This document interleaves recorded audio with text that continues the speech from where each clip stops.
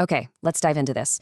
Welcome to today's Explainer, where we're unpacking a concept from enterprise process expert John Kashat that honestly completely flips the script on how we think about artificial intelligence.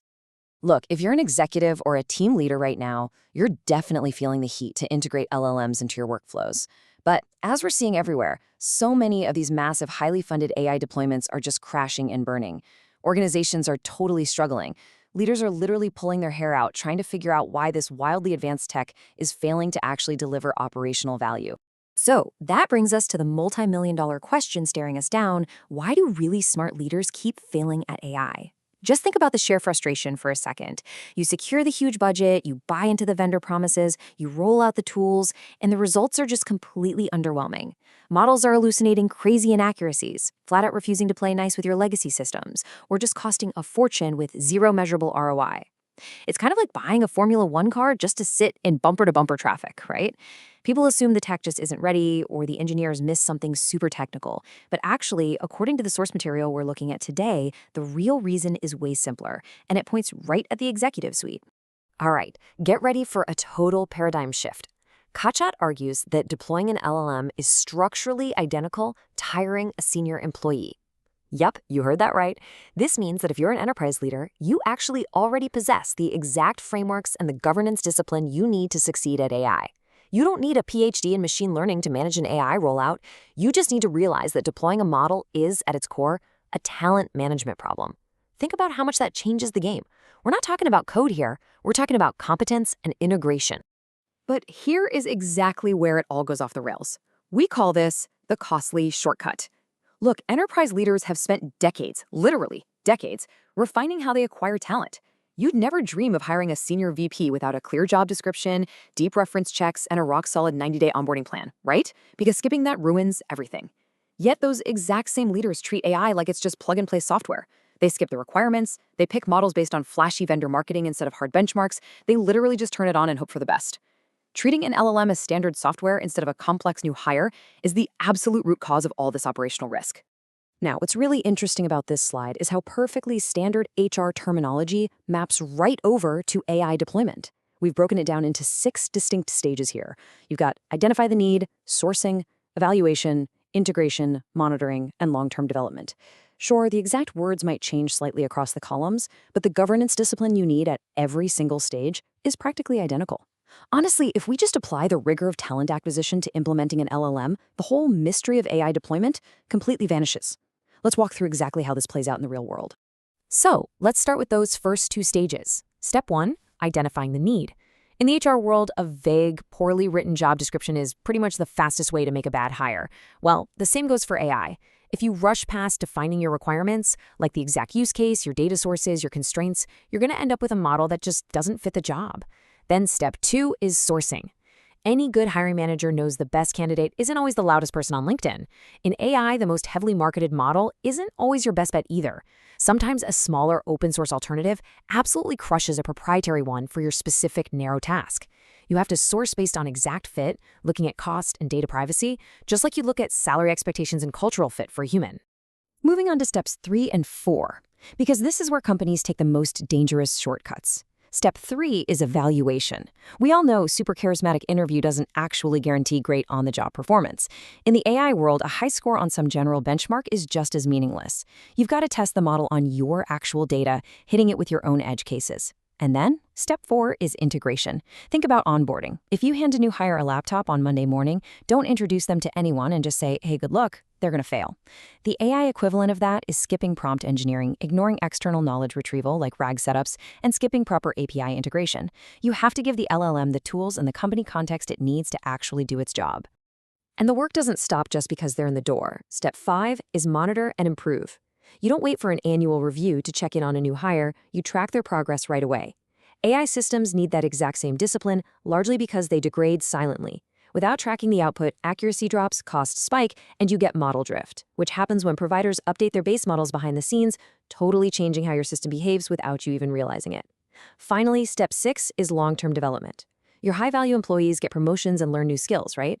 Well, your AI models need long-term investment too.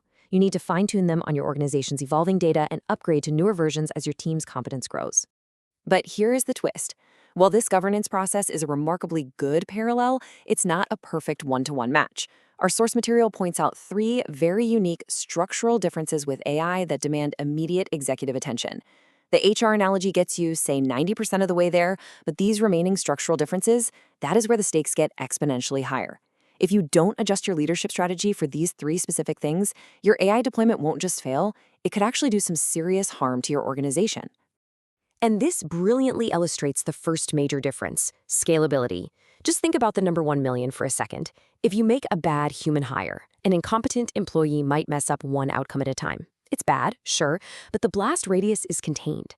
A single LLM, on the other hand, can execute millions of tasks simultaneously. Scalability is obviously AI's greatest superpower, but it is a massive double-edged sword.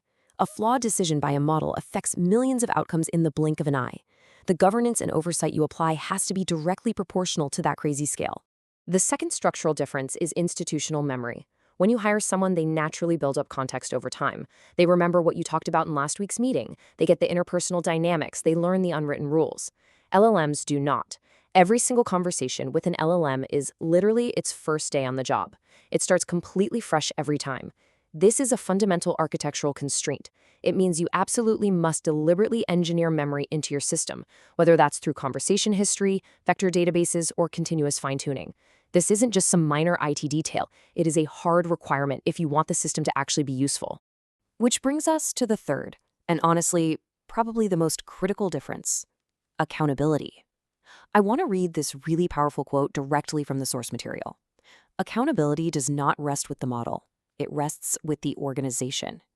Employees are legal persons, right? They have obligations and accountability. AI systems? They are just software. If your AI makes a critical error in a financial analysis or a medical recommendation or a hiring decision, you cannot fire the AI. The legal and operational accountability rests entirely with the executives who deployed it. There's absolutely no HR analogy for this. The buck stops 100% with leadership. So, what does this all mean for you? Based on everything we've covered, there are three really practical implications for executives to take away. First, apply your talent governance frameworks to AI. If a senior hire requires a robust business case and a 90-day plan, your AI deployment needs the exact same thing. Second, do not conflate a model's raw capability with its readiness to be deployed. A brilliant model without proper integration is basically just a talented employee being set up to fail. And third, build your monitoring in from day one. Do not wait for a massive scaled-up error to happen before you figure out how to track performance. Durable, long-lasting AI value comes from having this kind of discipline, not just from moving fast and breaking things. Ultimately, the big takeaway here is that the organizations struggling the most with AI aren't missing the right technology. They're missing the process. You don't need a fancier algorithm. You just need a better framework to manage the algorithm you already have. And to bridge this gap between talent governance and AI governance, the author of our source material, visionary John Katchat, introduces a specific, repeatable methodology that makes enterprise-grade AI deployment actually work. Let's move to and see how this builds into what's known as Integrated Process Excellence, or IPE. Take a look at these 6 steps. Create a positive environment, define, document, communicate, measure and control, and continuous improvement. This process architecture maps directly back to that hiring to LLM parallel we were just talking about. When AI deployments typically fail, usually because of vague requirements, bad integration, or zero monitoring, this framework systematically closes those exact gaps. It gives you the structural discipline you need to transition away from chaotic, ad hoc AI experiments and move into highly predictable, enterprise-grade deployments that you can actually measure and control. Which leaves us with this final, somewhat provocative thought to consider as you evaluate your own organization's initiatives. Are you managing your AI like your most critical hire? Or are you setting it up to fail? The tools are out there, and as we've seen today, you already possess the governance frameworks you need to succeed. The only question is whether you have the discipline to actually apply them. Take a hard look at your AI deployment process today. Is it a rigorous onboarding, or did you just hand the model a laptop and wish it luck? Thanks for joining me on this explainer, and I'll let you chew on that.